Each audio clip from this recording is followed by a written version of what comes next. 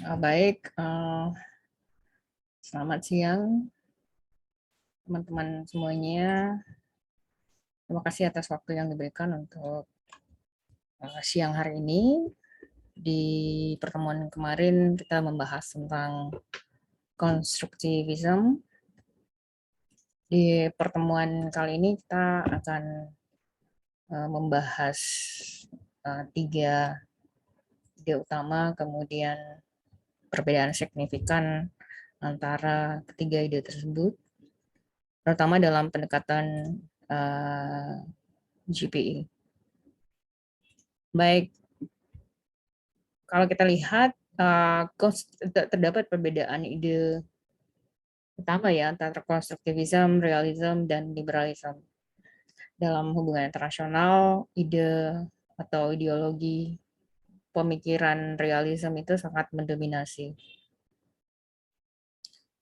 Kalau di dalam hubungan internasional, realisme itu pertama dia berdasarkan pada power reality atau realitas kekuasaan, which is kalau kita berbicara tentang realitas kekuasaan, maka kita melihat kita tidak bisa berargumentasi macam-macam. Yang kita lihat adalah kondisi pada saat tersebut. Misalnya kalau Anda melihat bahwa apakah misalnya nih Anda berpikir bahwa Amerika sekarang tidak pantas menjadi superpower di dunia karena let's say mereka melakukan perang atau menginvasi negara lain which is tidak sesuai dengan misalnya norma-norma moralitas. Namun di hubungan internasional, it doesn't matter basically either you follow the norm, selama Anda memiliki material power atau unsur-unsur yang mendukung Anda untuk memiliki kekuatan tersebut, maka Anda tetap layak jadi penguasa ya. Jadi kita tidak berbicara dalam ranah pantas tidak pantas, tapi kita melihat bahwa kondisi realitas pada saat ini itu seperti apa. Jadi kita lihat itu power realitinya seperti apa. Kalau kita berbicara tentang konstruktivisme, sangat berbeda dengan pendekatan realisme. Ingat, karena konstruktivisme itu didasarkan pada ide, maka realitas itu dibentuk melalui persepsi sosial. Jadi reality is constructed through social perceptions dan action. Realitas itu terbentuk melalui persepsi sosial, kemudian aksi sosialnya sendiri. There is no objective of fixed international word. Jadi tidak ada hal yang sifatnya itu objektif, karena kembali pada misalnya aktor dari global political economy itu sendiri, misalnya negara ya. Kalau satu negara percaya misalnya bahwa market itu harus less intervention dari negara, maka satu negara lain nggak bisa memaksakan bahwa dia harus freely, let's say like freely no intervention from the state, less intervention from the state, dan medium intervention from the state. Jadi itu tidak ada paksaan di sini, karena yang dilihat itu adalah idenya ya, bagaimana negara tersebut memiliki pemahaman tersendiri. So we cannot force basically anyone untuk percaya bahwa ini loh ide kami gitu. Nah, karena di dalam satu negara terbentuk dari persepsinya. Jadi kalau misalnya kita dalam negara Indonesia kita percaya bahwa ideologi kita adalah ideologi ekonomi Pancasila, so itu kalau berbeda dengan negara lain is very normal. Karena kalau kita melihat dalam pendekatan konstruktivisme ya apa namanya, realitas itu realitas satu negara, itu realitas satu aktor itu terbentuk melalui persepsi sosial gitu. Kalau persepsi sosialnya melihat bahwa negara harus campur tangan banyak, misalnya memberikan bansos, biaya kesehatan harus free, maka secara lingkup hubungan internasional atau dalam realita internasional itu nggak bisa dipaksakan bahwa harus seperti itu modelnya, atau harus seperti itu model yang dipahami dalam pendekatan konstruktivisme ya. Jadi itu tergantung dari persepsi dari masyarakat itu sendiri. Dan kalau kita tarik kembali kepada dalam perspektif global, kita lihat bahwa beberapa negara itu terbentuk bersatu karena memang ada kesepahaman yang sama antar kelompok negara tersebut. Misalnya kita lihat ASEAN. Kenapa ASEAN ada? Kenapa G20 ada? Di situ ada kesamaan social perception antara aktor tersebut. Jadi kalau kita melihatnya dalam pendekatan konstruktivisme ya, kita selalu melihat dari persepsi sosial. Realitas itu dibentuk dari persepsi sosialnya seperti apa, aksi sosialnya seperti apa, karena social perception dan actions itu sangat dipengaruhi oleh ide. Jadi kalau kita kembali pada pelajaran sebelumnya,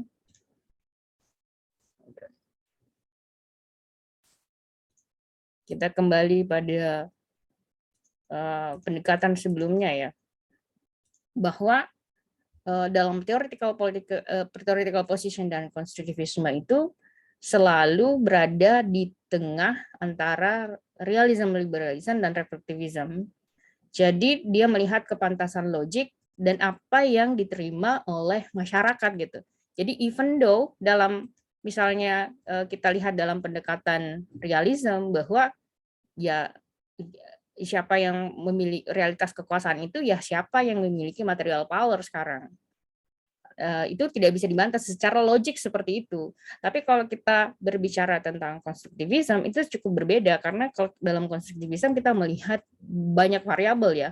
Ide, kemudian kepantasan sosial, logiknya seperti apa, apakah misalnya diterima oleh masyarakat. Let's say misalnya kekuasaan terbesar sekarang yang mengontrol dunia, let's say Amerika Serikat gitu.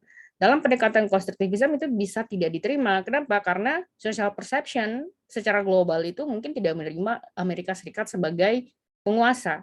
Nah, kalau ini kita tarik dalam konstruksi hubungan rasional, jadi ada dua perbedaan. Kalau misalnya kan kalau kita lihat dulu ada perbedaan kekuasaan atau misalnya perebutan dominasi kekuasaan antara Rusia dan Uni Soviet dan Amerika. Nah, yang menang kan adalah Amerika ya. Sekarang the switching antara China dan Amerika. Makanya kita dengar atau sering baca tentang perang dagang atau world trade antara Amerika dan China karena perebutan posisi kekuasaan dominasi dunia itu sekarang sudah mengarah apakah Amerika yang akan jadi leading atau China yang akan jadi leading. Nah, kalau kita berbicara tentang pendekatan realism, terutama dalam power reality, maka kita bisa membandingkan dari segi material power yang mana lebih kuat kekuasaannya, dominasinya, baik itu secara kemampuan keuangan, militer, dan sebagainya, apakah China lebih tinggi atau Amerika yang lebih tinggi. Namun kalau kita berbicara tentang pendekatan konstruktivisme, yang kita lihat adalah kalau misalnya misalnya let's say China hanya bisa menjadi nomor satu kalau memang masyarakat dunia itu menerima dia China ini sebagai the new leading power gitu. Jadi kekuatan power baru dalam dunia. Jadi itu ada dua perbedaannya. Dan usually realism dan konstruktivisme. Realism ini biasa nggak akan terima pendekatan konstruktivisme.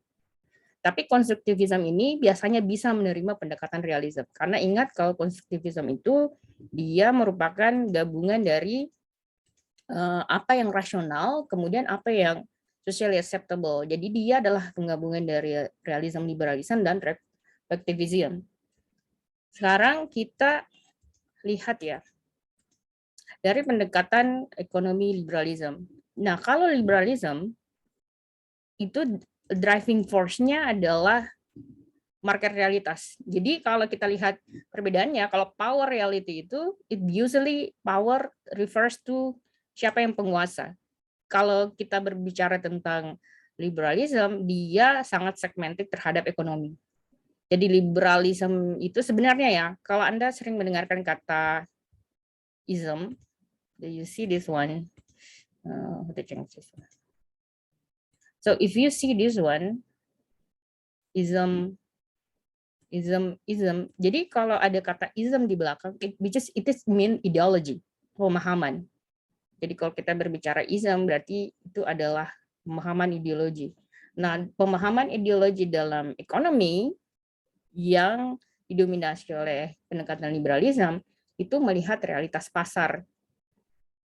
Contoh misalnya subsidi pemerintah atau misalnya bansos ya, dalam kondisi tertentu pemerintah ada perbedaan ide bahwa pemerintah harus membiayai masyarakat yang sakit, atau let's say di Indonesia kesehatan itu harus gratis gitu kan, harus dibiayai oleh negara atau harus ada intervensi negara di situ. Having said that, kalau pendekatan liberalisme, apalagi kalau dia menginginkan less intervention dari the state, maka dia akan melihat realitas pasar itu sendiri. Let's say misalnya realitas pasar kesehatan di Indonesia, ternyata kita, let's say secara faktual, kita adalah negara yang secara kultural itu sangat menyukai karbohidrat. Jadi kita penyuka, I don't know, maybe Anda mungkin sering lihat orang makan nasi dengan Indomie. So basically you eat karbo plus karbo. Jadi nutrisinya itu kurang. Karena nutrisinya kurang, berarti manfaatnya terhadap tubuh itu juga tidak seoptimum kalau misalnya Anda diversifikasi konsumsi pangan kan. Akibatnya apa? Banyak orang yang terkena penyakit yang related to penyakit karbo. Penyakit karbo itu berdekatan dengan penyakit high sugar. Jadi kalau Anda makan karbo, sebenarnya Anda kan makan sugar ya. Karena karbo itu kemudian dikonversi menjadi gula. Gula itu kemudian menjadi bahan bakar buat tubuh Anda. So karena kita ada persepsi di masyarakat bahwa eating fat is bad, but eating carbo is healthy. Padahal sebenarnya kalau you eat karbo di-convert jadi sugar kemudian di-convert menjadi fat. Kalau misalnya dia tidak dipakai atau tidak dibakar sisa dari hasil metabolisme tersebut. Nah, kalau dalam konstruksi masyarakat yang mengkonsumsi karbo besar, otomatis dia akan dekat dengan banyak penyakit yang berkorelasi tentang gula ya, seperti diabetes, kemudian tekanan darah tinggi. Belum lagi kalau misalnya dia dari sejak dalam kandungan atau ketika dia dikonsif gitu, ibunya tidak mengkonsumsi makanan yang full dengan vitamin kandungan gizi lainnya, atau misalnya dia dominan makan karbo.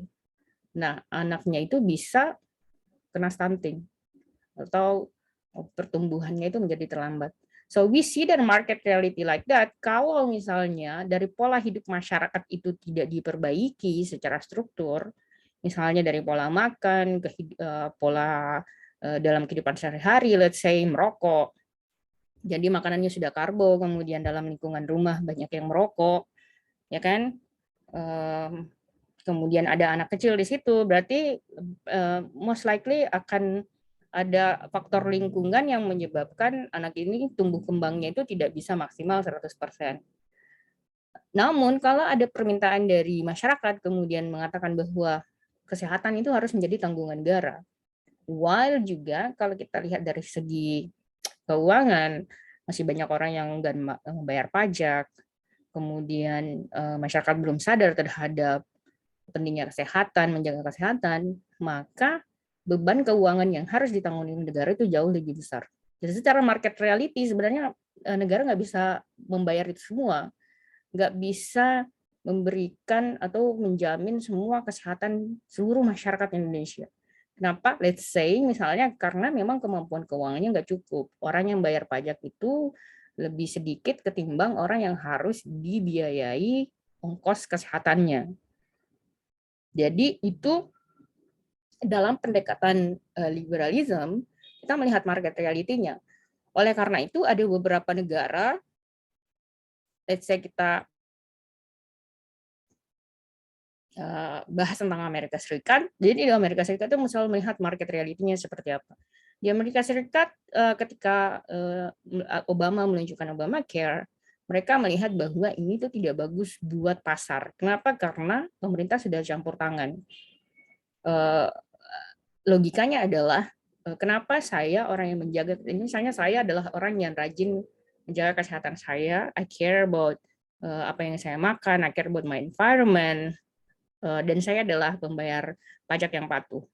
Kemudian ada sosok lain misalnya yang nggak bayar pajak, dia doyan makan yang tidak mengontrol makanannya, dia makan apapun, pokoknya dia nggak care dengan kesehatannya, merokok, etc. etc.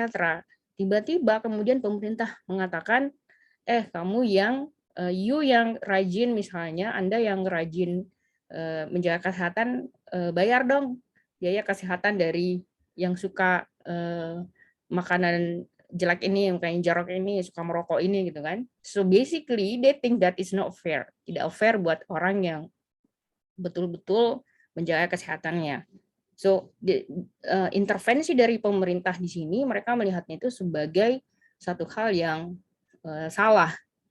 Kenapa? Karena seharusnya berdasarkan pada market reality ya, orang yang sehat ya kenapa harus menanggung biaya kesehatan buat orang yang tidak menjaga kesehatannya. So they basically see, dan kalau misalnya pemerintah menanggung itu, uangnya dapat dari mana? So basically we see the best market reality.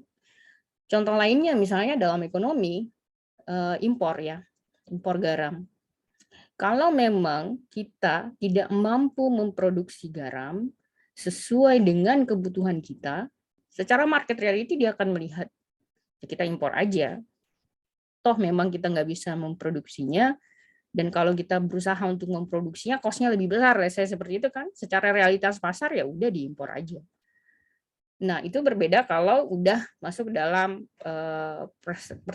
persepsi konstruktivisme. Jadi pendekatannya juga berbeda ketika masuk dalam pendekatan realisme. Kemudian yang kedua, kita melihat bahwa dalam realisme itu anarki gitu ya, sifatnya anarki.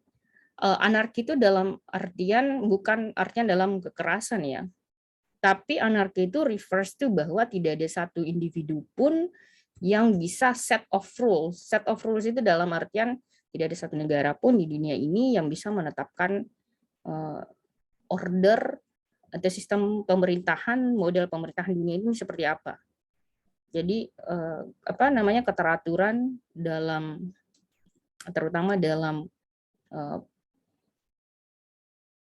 pemerintahan atau sistem government dalam global governance itu dalam pendekatan realism, there's nobody can basically determine, nggak bisa ada satu orang pun, satu aktor pun yang bisa mendeterminasi bahwa negara ini yang akan membentuk atau menstrukturkan struktur dari pemerintahan secara global. Itu pendekatan realism. Kalau dalam pendekatan konstruktivism, dia selalu melihat pendekatannya itu social construct. Jadi bagaimana masyarakat itu mengkonstruksi misalnya. Jadi kalau kita lihat di secara global itu ada dua perbedaan ya. Ada masyarakat ada kalau misalnya Anda pelajari misalnya model ekonomi di Eropa, kemudian di Amerika Serikat, itu cukup berbeda loh. Kalau di Amerika Serikat itu doesn't really interest, tidak terlalu tertarik terhadap yang disebut dengan green environment. Kalau misalnya Anda lihat di Uni Eropa, mereka sangat concern terhadap green environment. Karena social construct yang ada di di Eropa dengan Amerika itu berbeda.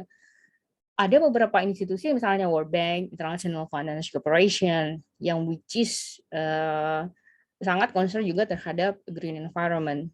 Tapi kalau Anda lihat misalnya Amerika Serikat itu berbeda. Kenapa? Karena aktor-aktor masyarakat yang ada di Uni Eropa itu memiliki konstruksi yang sama idenya bahwa kita itu harus care terhadap environment.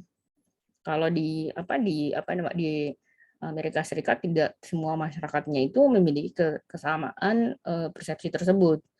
Jadi kalau kita lihat konstruktivisme dalam GP itu selalu melihat pada social construct, social rules-nya seperti apa, atau peraturan dalam sosial itu seperti apa, dan kemudian kerjasamanya seperti apa.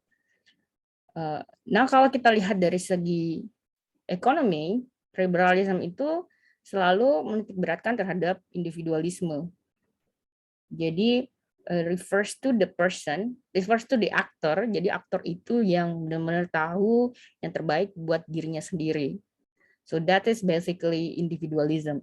Individualism itu jangan pernah menyamakan individualism itu dengan egoisme. Egoisme itu berbeda. Individualism itu, ingat ada ism di sini, it refers to, itu kembali pada pemahaman bahwa individu itu ketika mengambil keputusan yang bisa determine, menentukan bahwa yang terbaik buat seseorang itu adalah dirinya sendiri. So because they have the most knowledge here. Jadi dalam pendekatan liberalisme dia akan cenderung melihat negara itu jangan terlalu banyak ikut campur karena berpikir bahwa yang paling tahu kondisi di pasar itu adalah orang yang melakukan kegiatan pasar atau orang yang terlibat dalam kegiatan pasar tersebut. Therefore, pendekatan dalam liberalisme itu selalu melihat pendekatan pelaku pasar, which is kembali itu pada persepsi individualnya. Kemudian share value. Nah, apa yang dimaksud dengan share value dalam liberalism? Yaitu nilai-nilai pasar yang dipahami secara bersama. Jadi nilai pasar dalam ekonomi liberalism itu seperti apa? Bahwa pricing, misalnya harga itu tidak perlu ada misalnya intervensi dari negara untuk menetapkan harganya itu harus segini atau batas atas dan batas bawah. Kenapa? Karena by itself market itu akan deciding harganya itu harusnya segini karena menyesuaikan dengan permintaan dan berlaku supply dan demand kan. Supply-nya berapa, demand-nya berapa. Jadi ketika supply-nya banyak, otomatis kan harganya murah. Kalau supply-nya sedikit, harganya mahal. Nah, kalau misalnya pemerintah ketika supply-nya sedikit kemudian menetapkan harga harus sama, maka ada intervensi dalam pasar, ada ketidakseimbangan dalam kondisi pasar. So they think bahwa pemerintah nggak usah masuk di ranah itu karena yang pelaku pasar, yang penjual itu sebenarnya udah tahu bahwa kalau dia rate-nya kalau dia supply-nya segini, harusnya harganya segini. So nggak perlulah misalnya negara itu kemudian karena hanya didemo oleh sebagian kecil masyarakat baru kemudian merubah atau melakukan intervensi terhadap pasar. So kemudian yang kedua adalah cooperation ya. Cooperation dalam artian bahwa kalau misalnya satu aktor kemudian dengan aktor lain itu sepakat untuk melakukan hubungan kerjasama, maka fair-fair aja.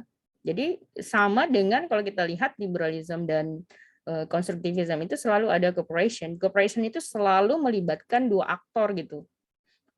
Dua aktor dan banyak aktor. Jadi kalau misalnya beberapa aktor ini sepakat ingin memiliki value yang sama, maka mereka bisa dalam satu kelompok dan bisa bekerja sama. Jadi berbeda kalau kita berbicara tentang realism ya. Realism itu dia sole actor. Jadi aktornya satu. It doesn't want like anyone. Basically roles deciding this is the best for you. Or like deciding bahwa harus ada satu negara yang kemudian leading gitu. Nggak ada dalam pendekatan realism. Kemudian yang ketiga adalah kita lihat bahwa dalam pendekatan realism itu selalu melihat uncertainty. Dalam kondisi lingkungan GPE itu tidak ada yang certain. Karena misalnya material power itu cukup dipengaruhi oleh misalnya kemampuan let's say militer, kemudian dukungan dari negara lain, kemudian misalnya perang atau kondisi geopolitik yang terjadi di wilayah tersebut. Itu banyak faktor yang bisa merubah konstruksi hubungan internasional dan merubah konstruksi global political economy. Let's say misalnya Cina kemarin dengan pertumbuhan yang sangat luar biasa, ternyata sekarang mengalami masalah perekonomian yang cukup berat ya, seperti inflasi yang cukup tinggi, kemudian kasus-kasus kontraktor besar seperti Evergrande itu mengalami gagal bayar, which is akan banyak masyarakat yang harus kehilangan pekerjaan dan itu akan menjadi chaotic tuh di dalam kondisi perekonomian. Kalau kondisinya seperti itu, let's say kita Indonesia hanya menjalin kerjasama dengan China only, maka itu tidak akan baik ya, karena kita tidak bisa rely bahwa satu negara itu dia akan bagus, akan terus bagus ke depannya. Maka harus ada misalnya diversifikasi kerjasama dengan negara lain. Jadi pendekatan realism itu selalu melihat bahwa saya tidak berteman dengan Anda itu, atau saya tidak berdagang dengan Anda itu karena saya misalnya hanya loyal kepada Anda atau hanya percaya pada Anda dan saya merasa saya bersahabat dengan Anda. So dalam pendekatan realism, it doesn't work like that. Basically, karena kita tahu bahwa kondisi secara global itu tidak menentu, maka kerjasama itu tidak ada yang sifatnya itu solely based on satu aktor. Jadi banyak kerjasama secara global yang harus dilakukan. Nah, kalau GPE itu melihatnya dalam pendekatan yang dinamis dalam artian kalau tadi realism dia sifatnya uncertain, terutama kalau kita kaitkan dengan realitas power, misalnya kalau kita hubungkan antar kerjasama Indonesia dengan Cina, kita lihat power realitinya kadang Amerika di atas, kadang Cina di bawah. Terus Anda mengatakan bahwa saya hanya ingin dengan Amerika, kemudian berubah. Jadi itu tidak bagus dalam pendekatan realism. Sementara kalau dinamisme, kalau GPE dalam pendekatan konstruktivisme itu melihat dinamis gitu kan. Jadi hubungan aktor dengan aktor itu kadang bagus, kadang kurang bagus ya, karena memang ada beberapa hal yang terjadi dan sifatnya menjadi dinamis. Itu kan kadang misalnya agak renggang hubungan Indonesia misalnya dengan Australia, hubungan Indonesia dengan Malaysia. Kalau konstruktivisme melihat ya biasa-biasa aja kalau misalnya suatu waktu ada kerengganan hubungan atau ada isu-isu politik yang muncul, isu perbatasan yang muncul, kadang renggang, itu satu hal yang wajar dari pendekatan konstruktivisme. While kalau kita berbicara tentang liberalism, itu sangat menyukai certainty atau kepastian. Jadi pasar itu tidak suka sesuatu hal yang tidak pasti. Misalnya nih, certainty itu misalnya seperti ini ya, pemerintah, pasar itu lebih suka kalau misalnya pemerintah menetapkan tarif pajak ditentukan misalnya dalam skala 10 tahun atau 5 tahun atau jangka panjang. Kenapa? Karena dia bisa menghitung cost-nya berapa, biayanya berapa. Certainty itu penting buat pelaku pasar karena dia akan mengeluarkan uang. Kapan misalnya kondisi politik dalam satu negara itu menjadi sangat tidak pasti, banyak ketidakpastian seperti misalnya pemerintahnya tidak jujur, tidak bersih, korupsinya banyak, tukang palaknya banyak. So basically investor itu tidak akan terlalu tertarik untuk berinvestasi di wilayah tersebut ya, karena untuk menghitung cost-nya itu ribet. Jadi biasanya negara-negara yang dia secara ekonomi itu bagus, kemudian mencari tempat atau negara untuk investasi, itu akan mencari negara yang kondisi politiknya itu lebih certain. Biasanya kondisi negara yang certainty-nya itu tinggi adalah negara-negara yang kontrolnya itu terpusat. Terpusat dalam artian kayak Vietnam itu tidak terlalu banyak political party ya. Jadi secara pengambilan keputusan itu lebih cepat. Kemudian protes dari masyarakat juga rendah. While kalau misalnya kita berbicara tentang negara demokrasi, pertama sangat demokrasi, kemudian belum mature secara pemerintahan, maka kondisi misalnya seperti korupsi itu akan cukup tinggi ya. Of course tidak semua negara demokrasi seperti itu ya, tapi akan lebih ribet kalau misalnya negara itu demokrasi, kemudian sistem kepartaiannya banyak, partainya banyak. Jadi perebutan kekuasaannya juga itu menjadi sangat dinamis. Nah, market itu nggak suka seperti itu. Jadi kalau misalnya terlalu banyak gosip di negara itu, terutama dalam aktivitas dan perilaku pasar, itu tidak pasar itu aktor-aktor dalam pasar tersebut tidak akan terlalu tertarik ya. So basically they are more interested untuk mencari kondisi atau wilayah atau negara yang kondisi pasarnya itu secara politik itu dia certain. Kemudian yang berikutnya adalah dalam pendekatan realism itu yang didahulukan adalah rational actors. Jadi actors itu dia bersifat sangat rasional. Kalau kita kembali lagi pada pelajaran kita sebelumnya, bahwa kalau kita lihat dalam theoretical position dari real rationalism, mereka selalu mengutamakan disebut dengan selflessly optimizing behavior. Jadi selflessly optimizing behavior itu melihat bahwa ya apa yang terbaik buat saya gitu, manfaat yang paling besar buat saya. Jadi melihat bahwa rational actors, jadi semua aktor dalam hubungan internasional dan global political economy dia sifatnya selalu bersifat rasional. Jadi misalnya nih, satu negara membantu negara lain. Kalau dalam pendekatan realism, mereka membantunya itu bukan karena basically they want to wasting money, tapi dalam ranah bahwa bantuan itu tidak ada satupun yang gratis gitu. Kalau ini pendekatan realism ya, dia akan melihat bahwa aktor itu rasional. Kalau dia spending money, berarti mereka harus dapat sesuatu dari itu.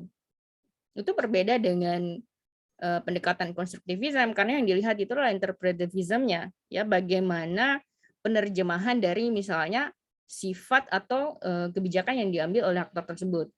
Bisa saja dia karena let's say satu negara dia donasi banyak terhadap suatu negara karena memang negara tersebut memiliki value yang menurut mereka itu bagus untuk secara global ya. Misalnya Eropa mendonasikan kepada satu negara sejumlah uang untuk membantu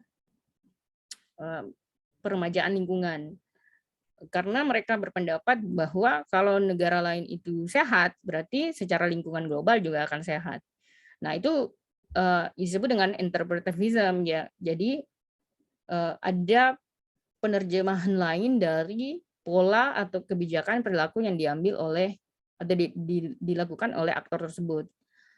Well, kalau misalnya dia dalam pendekatan liberalism, itu akan melihat pada pendekatan rational actors. Jadi sebenarnya pendekatan realism dengan liberalism itu dalam perspektif model berpikir itu sama. Jadi sifatnya itu tetap rationalism. Selflessly kita kembali ya. Dia selalu pada model selflessly optimizing behavior. Dia akan selalu kepada model ini. Jadi kalau pasar itu yang dicari adalah untung, nggak ada pasar yang sifatnya charity gitu. Nggak ada tidak ada pasar yang sifatnya sedekah. Yang ada orang cari untung. So selalu pelaku pasar itu dia rational actors. Kemudian kalau kita lihat selanjutnya dalam pendekatan realism hubungan internasional itu selalu maximizing gains. Jadi buat saya, buat pelaku atau aktor itu manfaat yang terbesarnya itu buat saya apa gitu. Jadi kembali pada orang aktor itu sendiri. Kemudian kalau misalnya begini ya, kalau suatu masyarakat atau suatu aktor kemudian mengambil kebijakan, yang dilihat itu sebenarnya adalah saya mengambil kebijakan ini karena manfaat yang paling besar buat saya itu apa. Jadi kalau Anda lihat negara, terutama dalam pengambilan kebijakan hubungan internasional, yang selalu objektifnya itu pasti lihat maximizing gains. Saya berikan contoh seperti ini ya. Ada pengungsi Rohingya yang masuk ke Indonesia. Apa Anda kalau lihat secara pendekatan konstruktivisme, Anda akan mungkin melihatnya, wah kasihan sekali ya mereka terlunta-lunta, tidak ada negara. Jadi kenapa kita harus membantunya gitu. Wah, kalau Anda lihat realitasnya dalam hubungan internasional, kalau mereka datang ke negara kita, mengungsi ke negara kita, Anda ask yourself gitu. Kalau Anda menjawab bahwa kita harus membantu mereka, memberikan lahan kepada mereka, memberikan tanah kepada mereka, memberikan tempat yang layak buat mereka untuk tinggal, berarti Anda masuk dalam ranah ini. Anda adalah orang yang misalnya mengakui pemahaman ini. Tapi kalau misalnya Anda berpendapat bahwa kenapa saya misalnya Anda tidak terima kalau misalnya mereka mengungsi ke negara Indonesia ya, tinggal di sini kemudian mencari suaka di sini, pemerintah harus membiayai mereka, etc. etc. Anda merasa bahwa ini manfaatnya buat saya apa ini? Maka Anda masuk dalam kategori maximizing gains. Anda selalu melihat buat saya itu manfaatnya apa ya.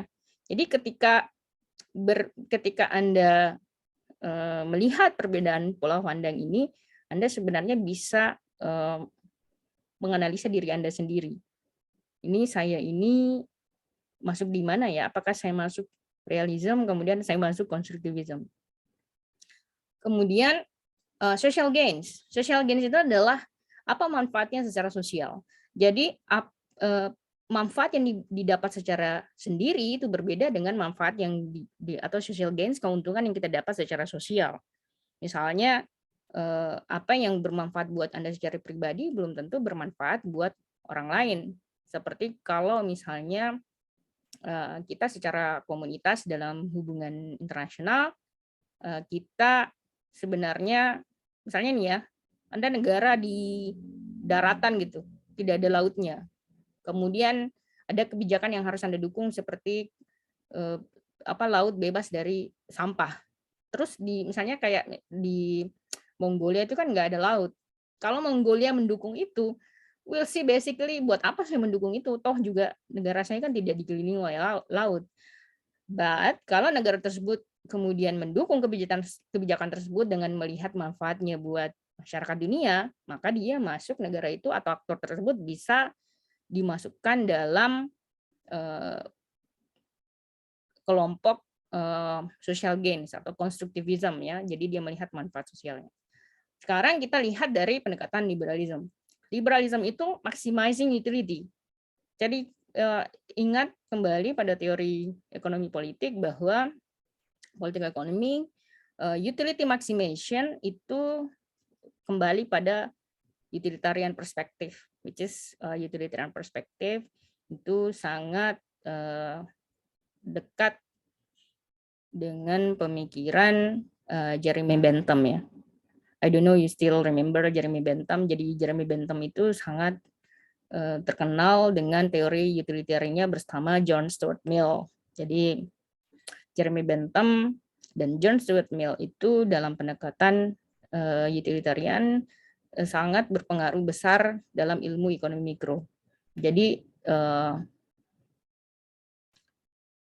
secara sederhananya itu kalau utility maximization itu kalau saya mengeluarkan uang saya itu nggak mengeluarkannya itu hanya dengan mengeluarkan tanpa berpikir ini kalau saya mengeluarkan uang itu manfaatnya buat saya apa gitu. Jadi secara sederhana how should I spend my money? Bagaimana saya itu membelanjakan uang saya itu untuk manfaat terbesarnya itu buat saya. Itu utility maximization. Jadi mengeluarkan modal yang sedikitnya untuk manfaat yang sebesar-besarnya. Itu yang disebut dengan maximizing utility. Jadi kembali pada pendekatan utilitarian perspektif.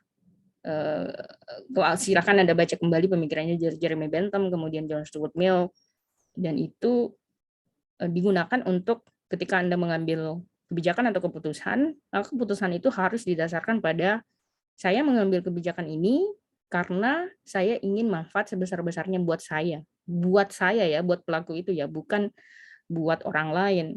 So ini juga disebut dengan optimal decision problems. Jadi ketika Anda mengambil satu keputusan, Anda harus benar-benar menghitung dari beberapa pilihan keputusan tersebut apa yang sangat menguntungkan buat Anda ya.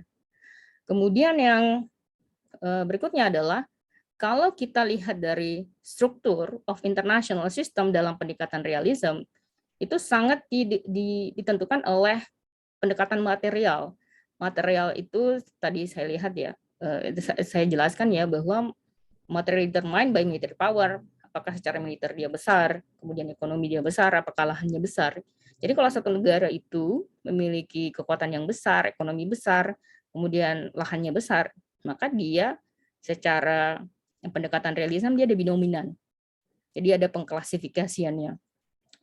Itu menurut pendekatan realisme. Karena realisme itu kembali lagi bahwa sangat ditentukan oleh kemampuan material. Jadi kalau dia kaya, dia rumahnya besar, powernya besar, ya wajar aja dia jadi penguasa. Kemudian kalau kita lihat dari pendekatan konstruktivisme, jadi struktur internasional sistem internasional itu tadi ya, struktur internasional sistem dalam realisme itu sangat ditentukan oleh kemampuan material. While kalau dalam konstruktivisme, struktur dari internasional sistem itu tidak ditentukan dari kemampuan material, tapi juga tidak mengatakan bahwa kemampuan material itu tidak penting. Jadi structure of international system is non-materially determined, even though it's still important. Jadi melihat balance-nya ya, bahwa kemampuan material itu penting, tetapi ada juga faktor-faktor lain yang menyebabkan satu negara itu tetap penting. Seperti misalnya Anda lihat Singapura ya, Singapura itu tidak memiliki lahan yang besar, kecil dia. Secara ekonomi dia besar, secara military power dia kecil. Tapi kalau kita lihat dalam pendekatan konstruktivisme, dia melihat bahwa Singapura itu still dalam ASEAN itu sangat signifikan. Karena kalau kita lihat dari segi posisi misalnya, kemudian jalur perdagangan, mereka cukup dominan di situ. Jadi ada beberapa hal kemudian yang negara itu memiliki pengaruh yang cukup signifikan. Apakah misalnya juga dalam ide, misalnya satu negara tersebut banyak scholarsnya, kemudian kemampuan teknologinya bagus, sehingga influence-nya terhadap negara lain itu juga besar. Kayak misalnya Israel ya. Jadi Israel itu kecil, military power itu kecil. Jadi majority dibantu oleh Amerika.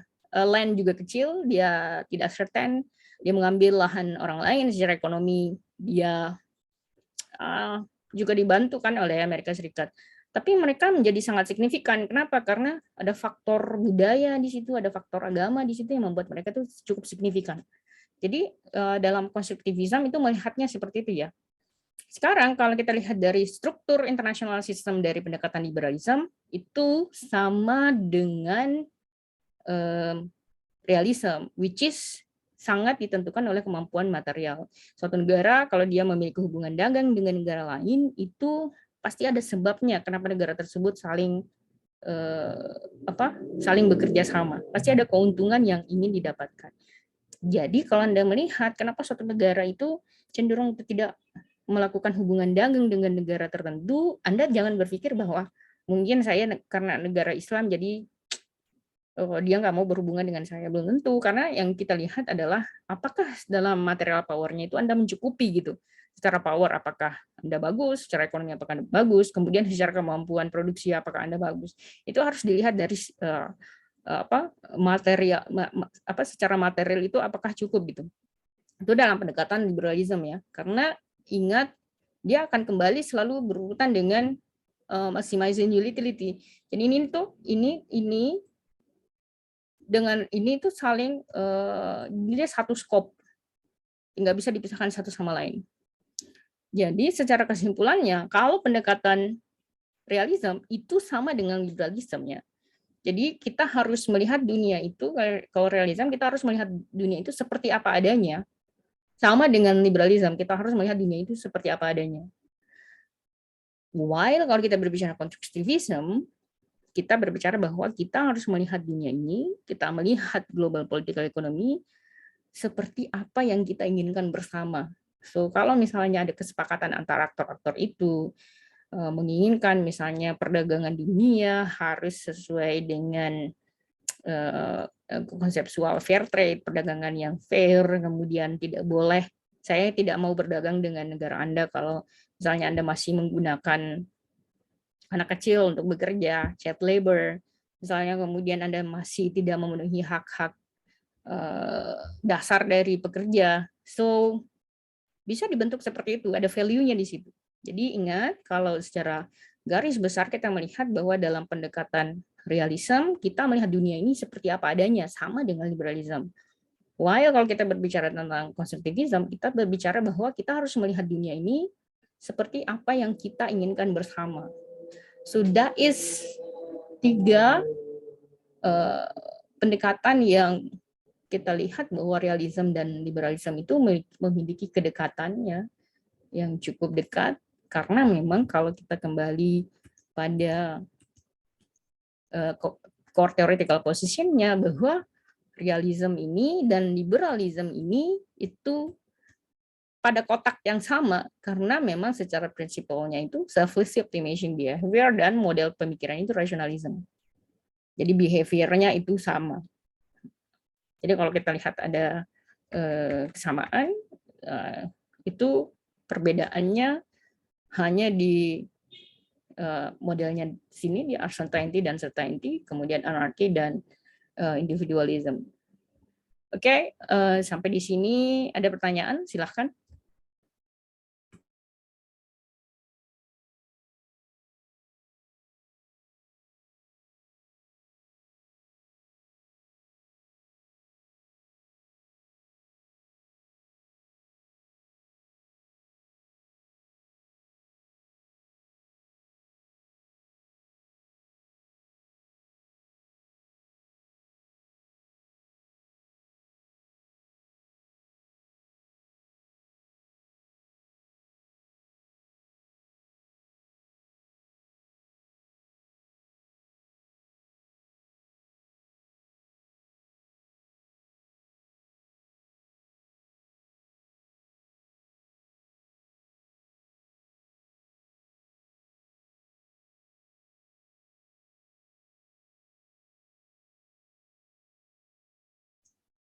Baik, kalau tidak ada pertanyaan ya, terima kasih banyak atas, atau ada yang ingin bertanya? Kalau tidak ada,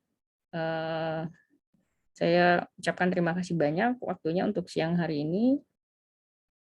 Sampai ketemu di pertemuan berikutnya, dan untuk bahan akan saya upload dan mohon dibantu untuk di-share kepada teman-temannya yang lain.